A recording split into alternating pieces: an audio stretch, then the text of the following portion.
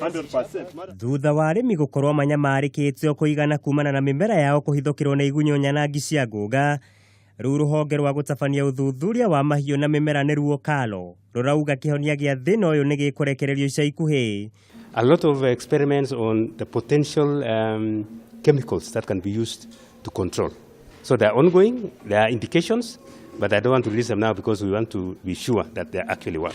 Director munene rũhonge-inĩ rũrũ Eliud Kĩrenga, ũrĩa warĩtie hĩndĩ ya kũrugũria mũtaratara wa mĩaka 4 wa kũgacĩrithia ũrĩmi gũkũ bũrũri-inĩ, augĩte no mehotorete harĩ kũhĩtana na mathĩna marĩa magũmĩire ũrĩmi arĩ nĩ hamwe na ũgarũrũku wa rĩera o ũndũ ũmwe na wagi wa ũhũthĩri wa teknolojĩ ũrĩmi-inĩ. We have a project called Climate Smart Agriculture, and it focuses mainly on developing drought-resistant varieties of crops.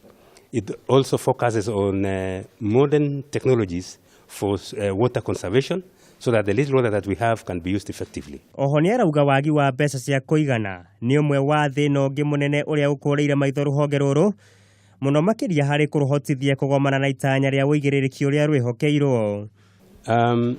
For this financial year, if the strategic plan is to be fully implemented, we would need about 10 billion Kenya shillings.